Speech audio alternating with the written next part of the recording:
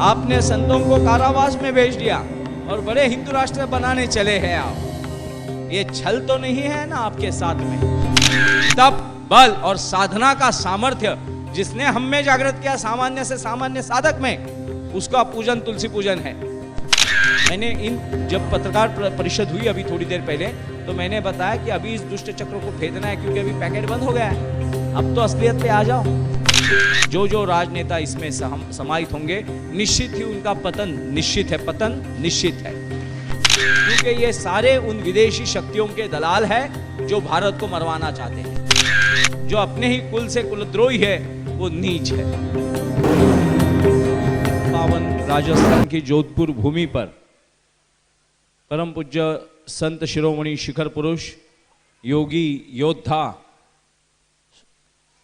संत श्री आशाराम जी बापू के उपदेश आज्ञा पर धर्म ज्ञान के पथ पर 25 दिसंबर के विदेशी तलवे न चाटते हुए स्वदेशी मूलों को जागृत करने के लिए, स्वदेशी मूल और स्वदेशी मूल्य जागृत करने के लिए महान संत जो भारत भूमि के रक्षक बने, ऐसे जो आशाराम जी बापू के उपदेश के ऊपर पूरे भारत भर में माता तुलसी जी का जो पूजन, जीवंत पूजन, माता तुलसी का वैज्ञानिक महत्व पूरी दुनिया मानने लग गई है।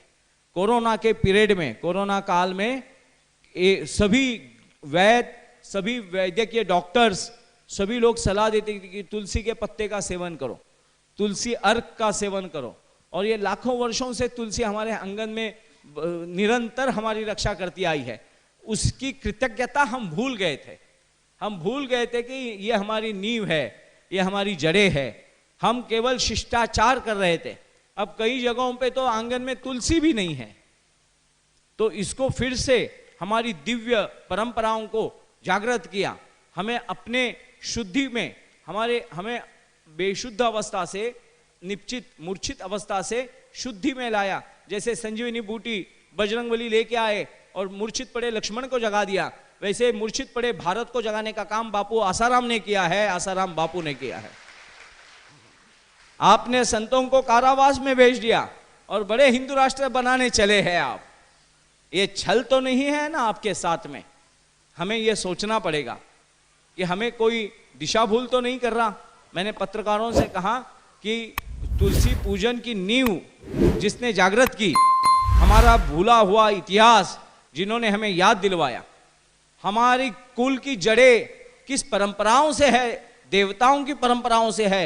ओज, तेज, तप, बल और साधना का सामर्थ्य जिसने हम में जागृत किया, सामान्य से सामान्य साधक में, उसका पूजन तुलसी पूजन है, उसका स्मरण तुलसी पूजन है।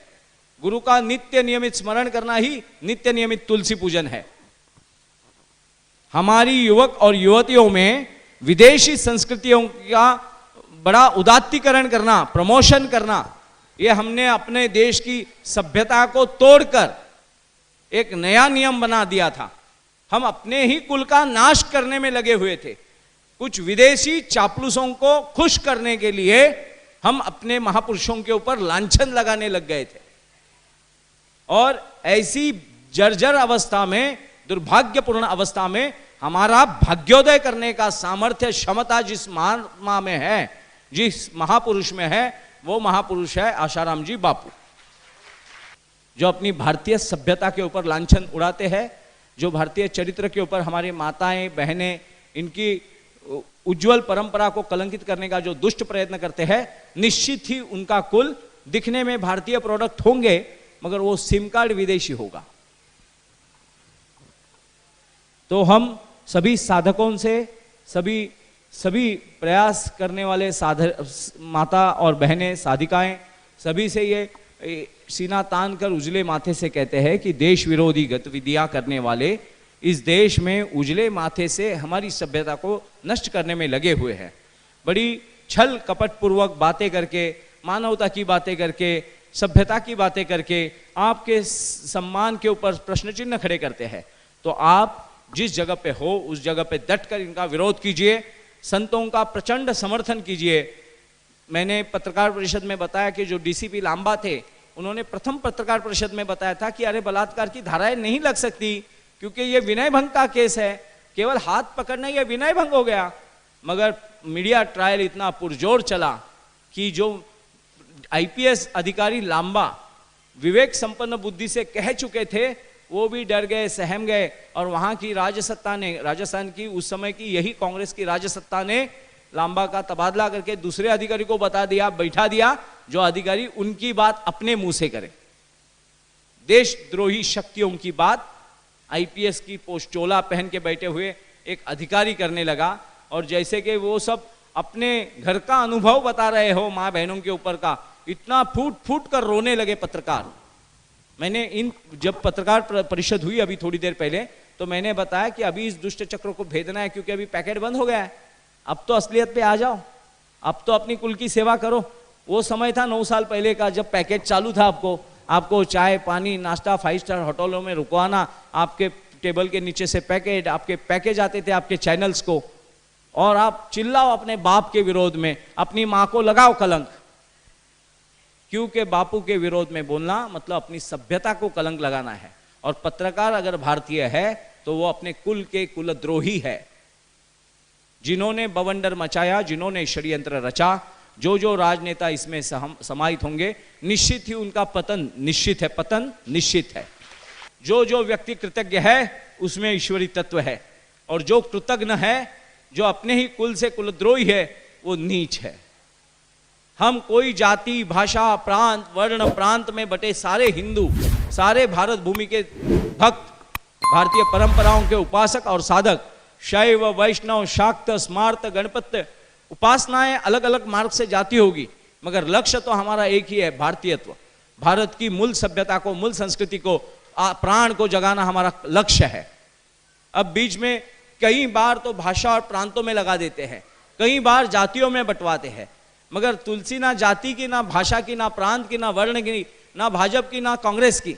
तुलसी तो समस्त भारत भूमि के और सारे विश्व के संतानों की है। पृथ्वी पर पल रहे सारे जीवों का कल्याण करने वाली माता लक्ष्मी है तुलसी मैया, और उस तुलसी को हम भूले थे, और बापू ने हमें हमारी धरोहर याद दिला दी, हमें अपना कुल याद दिया, हमारा ओज तेज और तपबल जागृत किया, और ऐसे संतों को फंसाकर, ऐसे संतों को लांछन लगाकर हमें मूर्छित करना, ये विदेशी शक्तियों का षड्यंत्र है।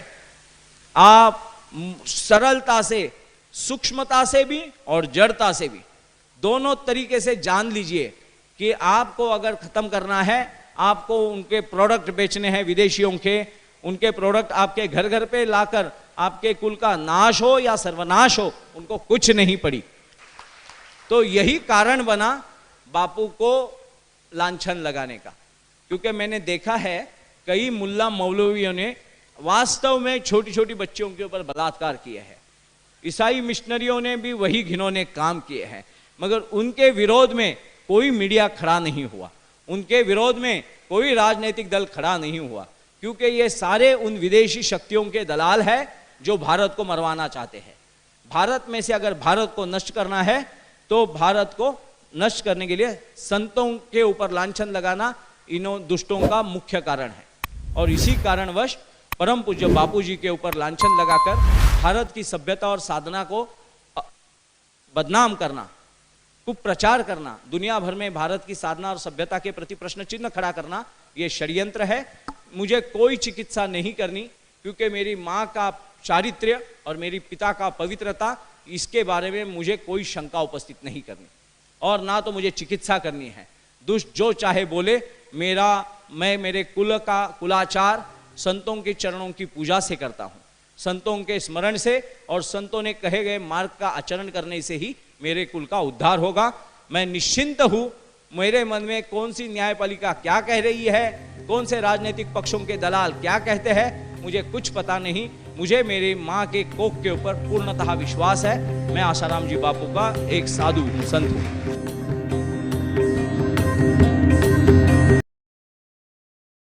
वीडियो देखने के लिए बहुत बहुत धन्यवाद। अगर नए हैं तो चैनल को जरूर सब्सक्राइब कर लेना और लाइक शेयर भी कर देना।